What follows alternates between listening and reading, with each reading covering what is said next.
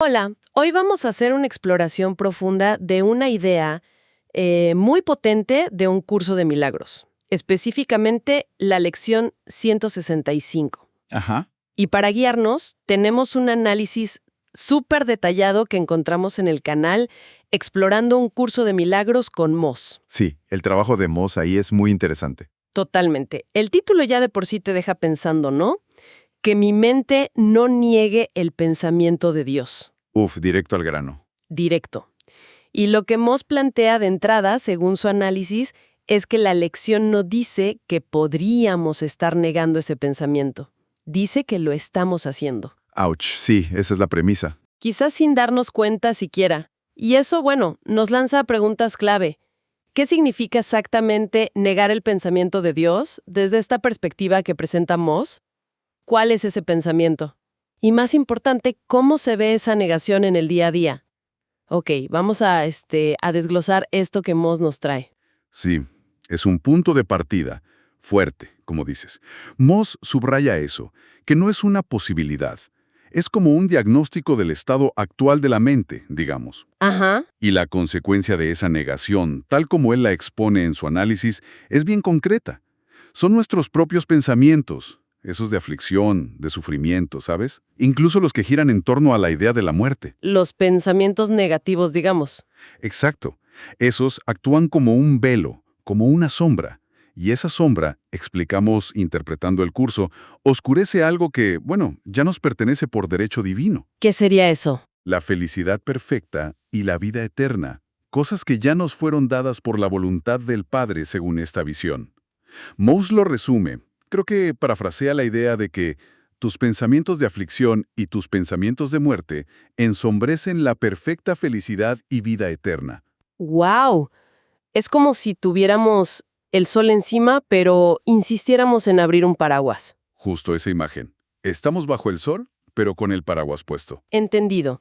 Entonces, si estamos activamente ensombreciendo algo, ¿qué es exactamente ese pensamiento de Dios que estamos bloqueando, según Moss? Bueno, Moss nos recuerda un pilar del curso. El pensamiento de Dios te creó. Ok. O sea, nuestra identidad fundamental, lo que somos de verdad, es tal como Dios nos concibió. Y en la visión que presenta Moss, basada en el curso, esto significa ser, bueno, esencialmente perfectos, inmutables, eternos, espíritu puro. Espíritu, no cuerpo. ¿Sabes? Identificarnos con el sufrimiento. Al hacer eso, es como si olvidáramos, por un momento, nuestra verdadera naturaleza. Y ahí nos sentimos perdidos, solos. Claro, desconectados, abandonados. Por eso Mossette enfatiza tanto la función protectora y luminosa de ese pensamiento original. Dice que trae gozo, amor incondicional, una sensación profunda de seguridad, sanación, en el sentido más amplio, ¿no? Tranquilidad, descanso verdadero. Aquí es donde la cosa se pone realmente interesante. Mossette hace una distinción clave en su análisis, ¿verdad? Sí, Entre intentar sentir a Dios, que a veces puede ser más emocional, más esquivo quizás, y pensar a Dios, que él interpreta como reconocer activamente su pensamiento. Esa idea original sobre nosotros que ya está en nuestra mente. Va por ahí. exactamente por allí va. Y lo fascinante aquí, y Moss le da mucho peso a esto, es la idea de permanencia. Permanencia. Sí, que no se trata de una búsqueda para encontrar algo perdido o de construir algo nuevo. El pensamiento de Dios, según esta interpretación que Moss hace de la lección 165, ya está en nuestra mente. No se fue, nunca. No se ha ido, no nos ha abandonado. Entonces, la práctica que se deriva de esta lección no es tanto una de adquirir algo, de lograr algo, sino más bien una de cese. Dejar de hacer algo. Exacto. Es un llamado a dejar de hacer algo, dejar de negar activamente ese pensamiento, dejar de taparlo con nuestras propias ideas conflictivas, con los juicios, los miedos, las creencias limitantes. Es como si la luz siempre estuviera encendida, ¿sabes? Y la práctica fuera simplemente dejar de cerrar los ojos. Ah, pero eso cambia bastante la perspectiva. Simón sí tiene razón y el pensamiento ya está ahí. Entonces el esfuerzo no es llegar a él, sino identificar y soltar las barreras que ponemos nosotros mismos. Esa es la idea que transmite. Precisamente. Es un ejercicio de desmantelar la negación activa. Nada más. Y los beneficios que Monsi asocia en su análisis a este simple acto de no negación, los describe como consecuencias naturales.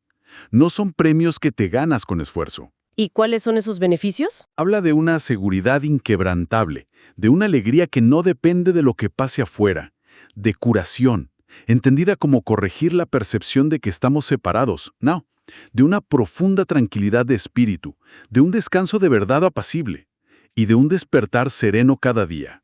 O sea, no son metas a alcanzar. No, son el estado natural que emerge cuando dejamos de obstruir esa verdad interna. Eso es lo que se desprende de la lectura de Motzi. Y esto inevitablemente nos lleva a esa frase tan conocida, pide y se te dará. Motzi también la aborda en su análisis de esta lección, ¿cierto? Sí, la menciono. Pero él introduce una clarificación que parece crucial desde la perspectiva del curso. Según Motzi, lo que esta lección nos enseña a pedir y lo que se nos concede sí o sí, infaliblemente, es justamente ese pensamiento de Dios. Pedir el pensamiento de Dios. Exacto. Y pedir esto es pedir el cielo. Pero ojo, no el cielo como un lugar futuro, sino como la experiencia presente de paz, unidad, amor. Ajá. Moss es muy claro, según recuerdo de su análisis, al señalar que no se trata de usar esta petición para pedir, no sé, bienes materiales, dinero o incluso la curación de una enfermedad específica del cuerpo. No va por ahí la cosa. No. La petición opera a un nivel mucho más fundamental, el de la mente y su aceptación de la verdad. Y hace un contraste que de verdad llama la atención. Moss observa que, paradójicamente, mucha gente, incluso en caminos espirituales, termina pidiendo o enfocándose en la muerte. ¿En la muerte? Sí, como si la muerte fuera el peaje necesario para llegar al cielo. Piden la liberación a través del fin del cuerpo, en lugar de pedir directamente el cielo, ese estado mental de unión con el pensamiento de Dios aquí y ahora. ¡Vaya! Moss lo plantea como un error de enfoque fundamental. Buscar en el futuro, o a través de que el cuerpo se disuelva, lo que según esta lección está disponible ya, instantáneamente, a nivel mental, solo con pedirlo. Es fuerte. Es como si alguien tuviera sed y en lugar de pedir agua, pidiera que se acabe el desierto entero. Exactamente. Una analogía perfecta. Es un contraste muy fuerte el que dibuja Moss ahí. Y me pregunto, ¿él explica por qué cree que la gente comete ese error? ¿Por qué pedir la muerte en lugar del cielo ahora? Bueno, en el análisis que estamos revisando, no entra en una psicología súper profunda del por qué. Pero la implicación, siguiendo la lógica del curso tal como Moss la presenta, es que se debe a una confusión básica. ¿Confusión sobre qué? Sobre la naturaleza del cielo y sobre nuestra propia identidad. Si creemos que somos un cuerpo y que el cielo es un lugar al que vamos después de morir, pues pedir la muerte parece un paso lógico, ¿no? Claro, tendría sentido desde esa visión. Pero si entendemos, como Moss recalca basándose en el curso, que somos espíritu, que el cielo es un estado mental de unión con Dios accesible ahora mismo y que el cuerpo es solo una percepción, una herramienta temporal, entonces pedir la muerte no tiene ningún sentido. Pierde toda lógica. Exacto. La petición correcta, desde esta perspectiva, es la del estado mental, la del cielo ahora, no la del fin de la experiencia física. Moss insiste muchísimo en la disponibilidad actual del cielo. Y esa disponibilidad actual nos lleva a otro punto que Moss subraya como casi radical en su análisis, la inmediatez de la respuesta. Uf, sí, ese es un punto clave. En este instante. Ya. Moss recalca que la lección 165, tal como él la entiende, no pone condiciones previas complicadas. No dice, primero tienes que purificar tu mente por completo, o trasciende tu ego primero, o despierta totalmente del sueño y entonces pide. No. Nada de eso.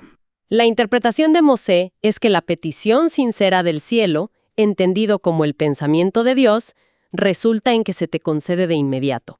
¡Pum! Exacto. Una inmediatez que desafía muchas ideas que tenemos sobre el progreso espiritual gradual, ¿no? Que tiene que ser lento, difícil. Totalmente. Ahora bien, Mose sí pone un acento importante en la forma de pedir. Eso sí. Ah, ¿cómo hay que pedir? Ay, por favorcito Dios, si no es mucha molestia. Para nada. Moss lo describe como una demanda firme, decidida, basada en el reconocimiento de que estamos pidiendo lo que por derecho nos pertenece como hijos de Dios. Es como reclamar nuestra herencia, no pedir una limosna. Una petición con convicción. ¡Qué diferencia de actitud! Y una vez que se hace esa petición firme y se recibe el pensamiento de Dios, ¿cuál es el resultado según la interpretación de Moss? El resultado, tal como lo describe Moss basándose en el texto, es una certeza interna, inconfundible. Una certeza. Sí. La frase clave es algo como: sabrás que estás en posesión del tesoro que siempre buscaste. No es una creencia intelectual, ¿eh? Es un conocimiento directo, una experiencia vivida de paz, de seguridad, de haber encontrado eso que faltaba. ¡Wow! Y esto, a su vez, conecta con otro concepto que Moss extrae de esta lección: la idea de convertirnos en salvadores del mundo. Híjole, ese término salvadores del mundo puede sonar un poco grandilocuente, ¿no? ¿Cómo lo aterriza Moss en el contexto de esta lección? Sí, suena fuerte, pero él lo aclara de inmediato para evitar justo esos malentendidos. Según su análisis de la perspectiva del curso, ser un salvador del mundo no tiene nada que ver con ponerse un traje de mesías o de gurú. Menos mal. Es mucho más simple, mucho más directo. Los salvadores, en este sentido que le da Moss, son aquellos que han hecho la petición fundamental: pedir el cielo, el pensamiento de Dios. Se les ha concedido y entonces de forma natural ayudan a otros a hacer lo mismo.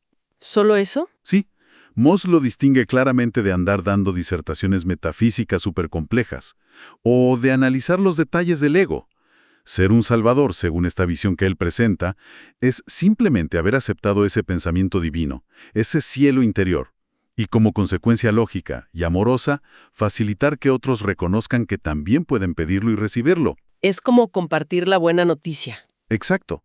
Compartir la buena nueva de que el tesoro está disponible para todos ahora mismo. Entonces, si entiendo bien lo que Moss plantea, ser un salvador no es tanto enseñar doctrina, sino más bien ser un ejemplo vivo de que la petición funciona y animar a otros a pedir por sí mismos. Es como decir, oye, yo pedí y recibí esta paz, tú también puedes. Exactamente esa es la esencia que transmite Moss, y esta idea conecta perfecto con la actitud que él sugiere para abordar la práctica de la lección 165. ¿Cuál es esa actitud? La recomendación es hacerlo llenos de esperanza, con una confianza fundamental. Moss enfatiza que cualquier duda que surja en este punto, ya sabes, ¿funcionará? ¿Será verdad esto? ¿Me lo merezco? Sí, las dudas de siempre. Esas dudas carecen de base real según él, porque parten de la premisa errónea de que estamos separados de Dios o de que su pensamiento no está ya con nosotros. La base de la confianza es: Dios está contigo en este instante. Su pensamiento es inseparable de tu mente. Ok. Por lo tanto, la práctica se simplifica radicalmente. El mensaje central que Moss reitera una y otra vez es: no neguemos el pensamiento de Dios. Ya lo tenemos. Repíteme eso. ¿Ya lo tenemos? Ya lo tenemos. No hay que fabricarlo, ni ganarlo, ni buscarlo afuera. Simplemente dejar de rechazarlo. Si detectamos que lo estamos negando a través del miedo, el juicio, la queja, la aflicción, la práctica consiste sencillamente en retirar esas negaciones. Visto así, desde la perspectiva que Moss desgrana, la práctica espiritual asociada a esta lección parece menos una escalada épica y más un acto de recordar y permitir, ¿no? Como si la puerta al cielo estuviera siempre abierta y nuestra única tarea fuera dejar de empujarla para mantenerla cerrada con nuestras propias manos. Es una metáfora muy adecuada para la simplicidad que Moss parece encontrar en el núcleo de esta lección. Si conectamos esto con el panorama general que presenta su análisis, bueno, todo el camino espiritual podría reducirse, en esencia, a este acto fundamental de aceptación mental. ¿Aceptar qué exactamente?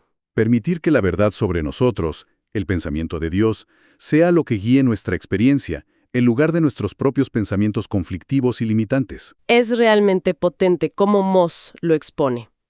Si intentamos recapitular los puntos clave que hemos extraído de su análisis de la lección 165.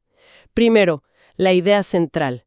Ya poseemos intrínsecamente el pensamiento de Dios, que es lo mismo que decir cielo, paz, amor, nuestra verdadera identidad. Correcto. Segundo, son nuestros propios pensamientos de miedo, de separación, de carencia, los que activamente ocultan o ensombrecen esta verdad que ya está ahí. Ajá, la negación activa. Tercero, la práctica esencial que Mosick deriva de la lección no es añadir algo nuevo, sino cesar esa negación activa y, en su lugar, pedir y aceptar conscientemente este pensamiento de Dios ahora mismo, con fervor, con convicción. Pedir y aceptar. Y cuarto, al recibirlo, no solo encontramos ese tesoro de paz interior, sino que nos convertimos naturalmente en salvadores, en el sentido de poder ayudar a otros a realizar esta misma petición y aceptación liberadora. Compartir la realización. Moss incluso llega a describir este proceso al final de su análisis como algo potencialmente sencillito, fácil y rápido. Una descripción que, choca de frente con la complejidad y el esfuerzo que a menudo asociamos con la búsqueda espiritual profunda, ¿no? Totalmente. Choca bastante. Entonces, ¿qué significa todo esto en la práctica diaria? ¿Qué hacemos con esto? Pues, precisamente esa aparente simplicidad radical que Moss destaca es quizás el aspecto más provocador de su interpretación. Si aceptamos la premisa que él expone, que la clave fundamental para experimentar el cielo, la paz duradera, la curación profunda reside en la aceptación de este único pensamiento, el pensamiento que Dios tiene de nosotros, entonces, inevitablemente surge una pregunta importante para la reflexión personal. A ver, Esto plantea una cuestión crucial. ¿Qué implicaciones tiene esta simplicidad radical tal como la presenta Moss, basándose en esta lección, para la forma en que habitualmente percibimos y abordamos nuestros desafíos cotidianos, esos problemas que nos parecen tan enredados, y la propia búsqueda espiritual en general? Claro, ¿cómo afecta nuestra visión de los problemas? Exacto. Si la solución última es en esencia dejar de negar algo que ya se posee y simplemente pedirlo con la convicción de que se nos dará instantáneamente, ¿cómo podría eso transformar nuestro enfoque hacia todo lo demás que etiquetamos como problemas insolubles o procesos espirituales largos y arduos? Es una pregunta fuerte. Es una invitación directa, que se deriva del análisis de Moss a reconsiderar la complejidad que a menudo le atribuimos a la paz interior y a la conexión con lo divino. Y si fuera, como sugiere Moss interpretando esta lección, mucho más simple de lo que nos hemos permitido creer hasta ahora. Ahí queda la reflexión.